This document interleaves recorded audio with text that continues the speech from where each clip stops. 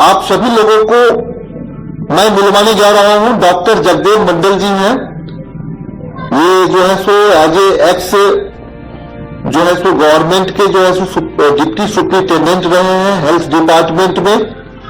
साथ ही नेत्र रोग के जो है सो एक अनुभवी चिकित्सक हैं और फिलवक्त मधुबनी इनके निजी आवास पर जो क्लिनिक है, आज ग्लोबल न्यूज 24 की टीम जो है आज इन तक मैं पहुंचा हूं इनकी विचार को लेने के लिए। तो डॉक्टर जगदेव मंडल जी, ग्लोबल न्यूज 24 में आपका हार्दिक स्वागत है, आपका अभिनंदन है। धन्यवाद। आज की चर्चा में मैं आपसे जानना चाहूंगा कि आपके द्वारा ही लिखित एक पुस्तक धर्मराज के बारे में पूछना चाहूंगा, जिसकी काफी लोकप्रियता हो रही है। लोगों में ये कौतूहलता का विषय है, लोग जानने को उत्सुक है कि धर्मराज जो पुस्तक है उसको लिखने का डॉक्टर जगदेव मंडल जी जो नेत्र चिकित्सक रहते हुए और लेखनी के क्षेत्र में आपने जो धर्मराज नाम की जो पुस्तक आपने लिखी है उसके बारे में आप बताने का कष्ट करेंगे। साथियों, बहनों एवं भाइयों, आज एक बार फिर 2020 का दिसंबर महीना आपके समक्ष मैं डॉक्टर जगदेव मंडल उपस्थित हूं और सभी भाइयों और बहनों को मैं नमस्कार करता हूं।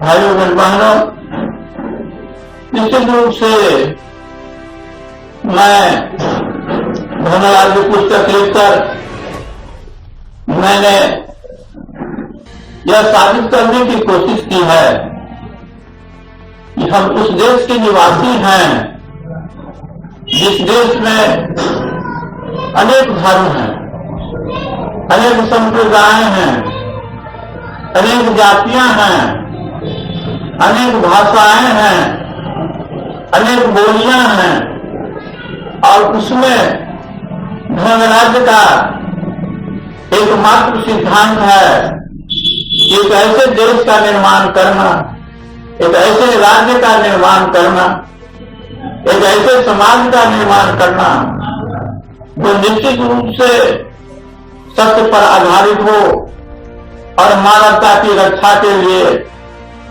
कार्य करे।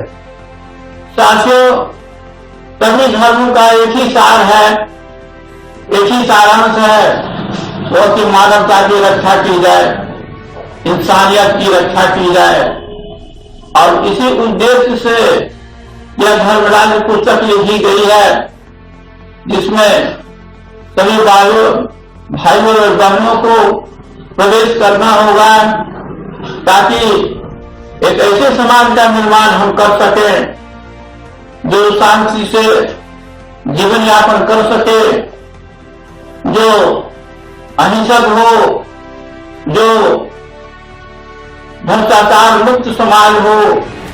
इस तरह से ऐसे समाज की स्थापना के लिए उसमें कुछ नियमों एवं दायित्वों का पालन करना हर व्यक्ति के लिए आवश्यक है। उसमें पहला नियम है सत्य पर चलना, सत्य की रक्षा के लिए है सत्य पर चलना, सत्य की रक्षा के लिए अपने आप को समर्पित कर देना और सत्य की बचाव के लिए मानव को आगे आना। और निश्चित रूप से मानव झूठ बोलता है और इसलिए समाज में कई तरह की गड़बड़ियां आ जाती हैं और मानव झूठ इसलिए बोलता है कि कम समय में, कम मेहनत में हम अधिक से अधिक धन को हम अर्जित कर सके।